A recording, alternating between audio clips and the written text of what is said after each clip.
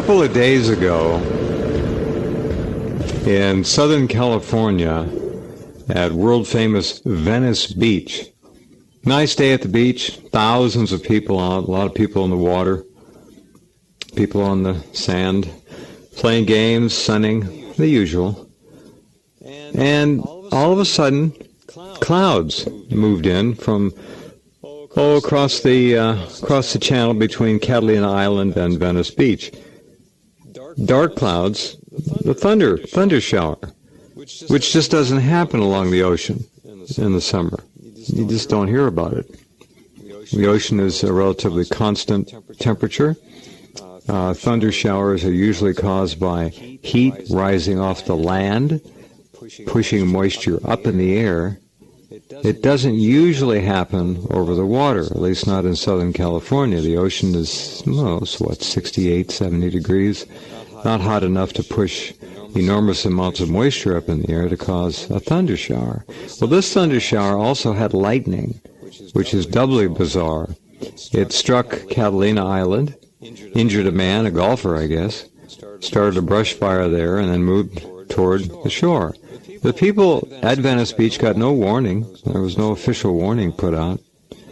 And here comes this thunderstorm, or whatever it was.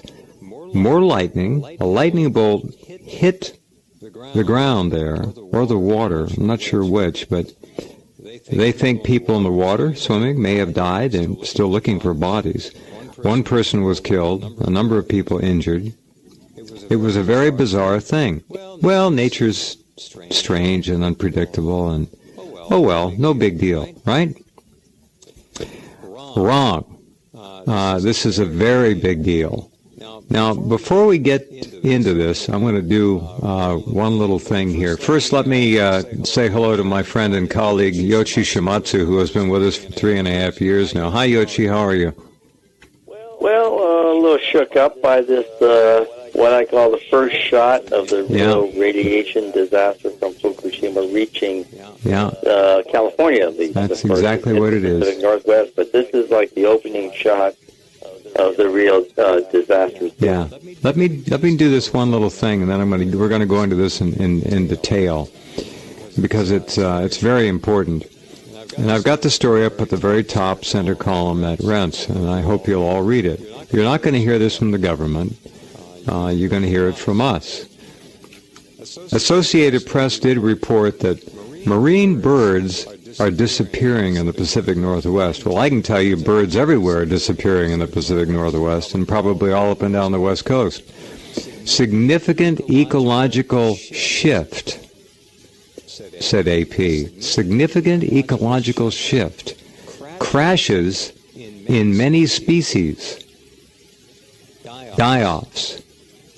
Something's happening on a big level, but what is it?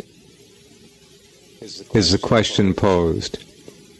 The herring problem, if you remember, the vast schools of herring were found 2 years ago now, and last year even the same, but worse.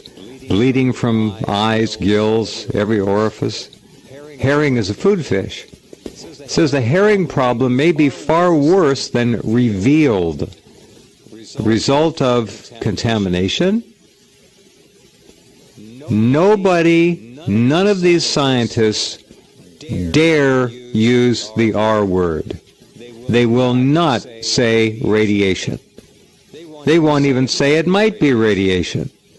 They are so afraid of their own shadows, it's sickening. There's nothing else that can be causing the enormity of the crisis in the North Pacific except 3 years plus of deadly, massive injections of waterborne and airborne radioactivity from Fukushima. And I'll leave it to you to read the rest of the story at Rense. Now, back to Southern California, and this is what Yoichi calls the opening shot of Fukushima radiation along the West Coast. And I think, as usual, and he was the first to nail the bomb which blew MH17 out of the sky over the proper location. MH17 shouldn't have been flying where it was. the Polish air traffic controllers rerouted it to fly over the place where it was blown up. Can you spell conspiracy? You don't even have to. You can just say it. Anyway, Yoichi was the first to put the bomb hypothesis, which makes absolute sense out there, and it went off the same day that the Zionists invaded and began to run their final genocide on the Palestinians. Perfect diversion, same people behind both events. And anyway, here we are. All right, my friend, why the first shot? I understand, but let's tell our listeners. When I say that is because this is the really great radiation pulse in the water, but that's been anticipated, and it's been here. As I told you a couple of weeks ago, you can see a line of dark cloud, a straight line, behind Catalina Island. This is where the California current, which brings the radiation from the North Pacific current, from Fukushima, down the west coast, and it curves around Catalina Island because there's a channel island and there's a shelf out there, so it curves around, okay? Yeah. And you can see a line of cloud that is perfectly flat, always there, never going away. Really? Dark gray. Yeah. Now, it's identical to Fukushima. Identical. I lived in Santa Barbara in Isla Vista, right on the cliff for 9 years, and I'm well acquainted with looking out past Santa Cruz Island and Acapa Island, clear as a bell. Yeah, this is a permanent cloud line, exactly like Fukushima, and eerily flat. It's straight across like someone's using a smudge, like a charcoal, stick of charcoal, artist charcoal, and drawing it across the canvas. It's like that. This is exactly what you see outside of Fukushima all the time now, in the Japan Trench. We're seeing this in the equivalent of that. This is the California current coming down, and it tends to slow down around the Channel Islands because it's turning, okay? It goes through several channels, and it's always there. San Clemente Island, which is a military control island used for bombing runs, that's obscured most of the time. Now, sometimes you can see it, other times this straight line cloud just flows right across it and over it. This is exactly the area where the clouds that came up to Venice Beach northward went northward and unloosed the lightning. So I think it's unmistakable. This is a very much characteristic of a radioactive cloud that moves. Basically, what you have is you have a normal cloud. You have a cloud there, basically water, which has been heated by radionucleotides, forming this cloud. So it's very even. And surrounding it, what you can't see, is sort of a mantle of radioactive isotopes all around that. And what we can see happen in Venice Beach, we're talking about at least 3 strikes, major strikes in Catalina Island, 4 of them at least in Venice Beach, a house and a car, so 2 strikes in Redondo Beach, okay?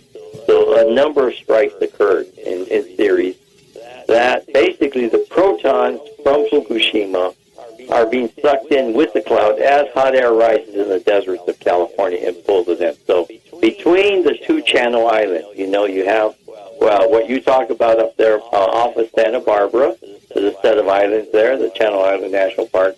Then you have the Catalina group south of that. Yeah. And so basically this cloud was sucked in toward the Los Angeles area and went straight up there and unloosed. And when these protons, what happens is when the hot air rises over the desert, it sucks up air from the ocean, and the air that travels across the waves and across the shore and the ground basically strips away electrons from the water in the ground. And so you have this huge amount of free electrons, which are a negative charge. The protons are a positive charge.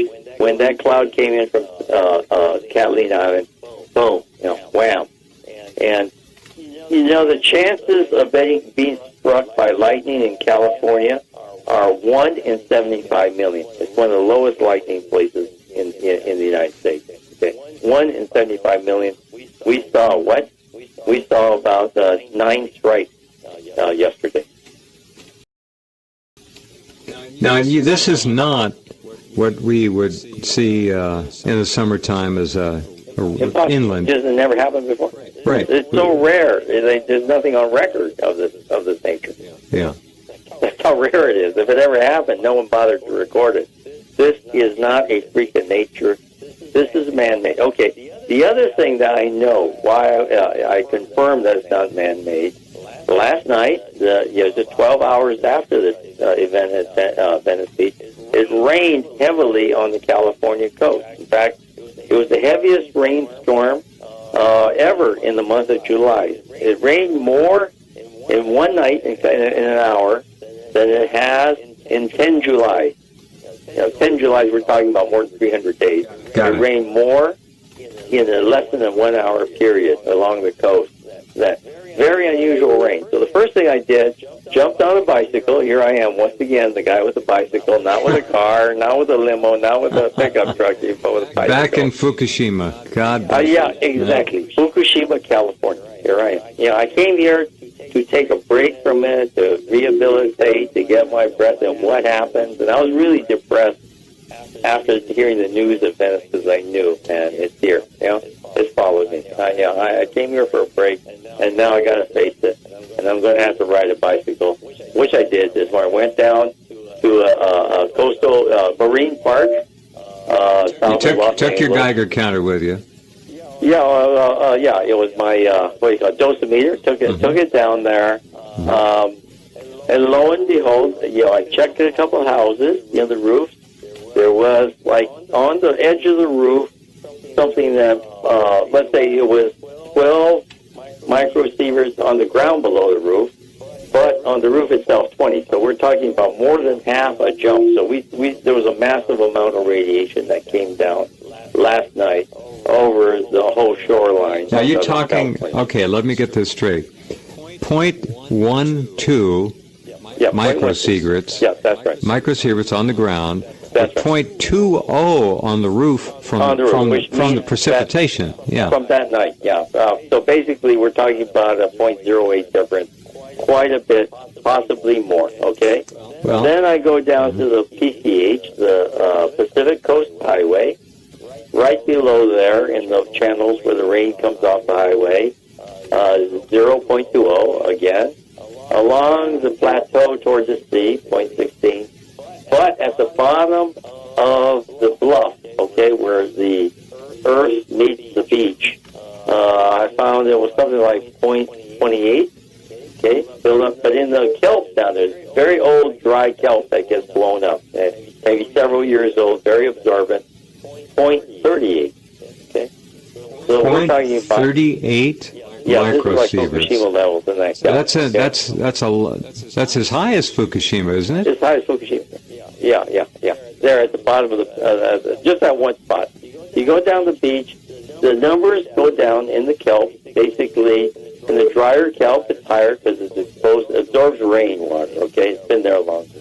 Yeah. Go down toward the beach, near the water's edge is low, because you have relatively still wet kelp. It hasn't absorbed much rainwater yet, okay? Down to about 14, okay?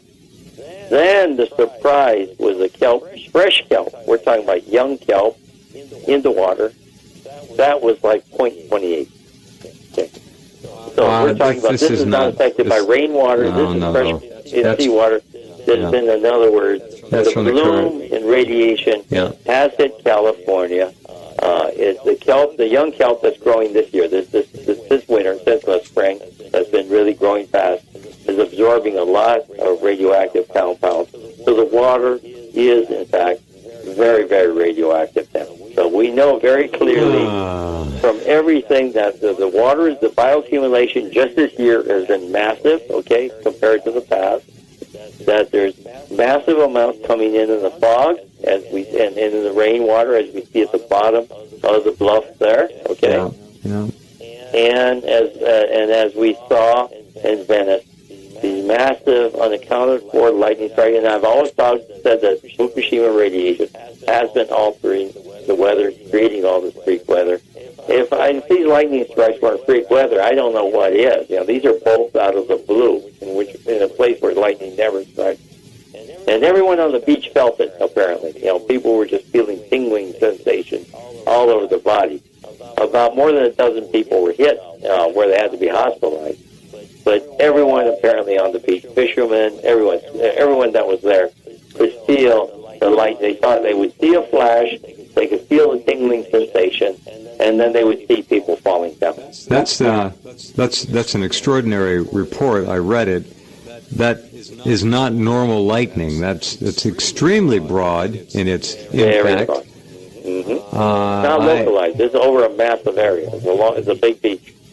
And it went down to Redondo Beach, which is to the southwest. It's quite a distance, okay? Yeah, so we're talking about 3 separate places, very far away, and with multiple strikes in each one. This is not normal. Wow. All right. Well, the North Pacific Current, remember, comes across from Fukushima off Honshu, and it's called the North Pacific Current, and it moves straight across, basically, 10 knots an hour.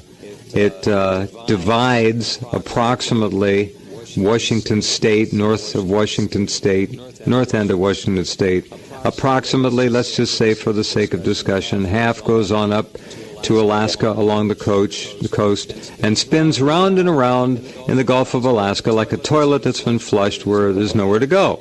And it just concentrates and concentrates. The other half comes down south, right down the Pacific coast all the way, and it's washed onto the shore in the waves. It's brought into the shore with the moisture, the marine layer. Any precipitation that forms clouds or fog, that'll bring it in. It migrates through a number of different passes for it to go.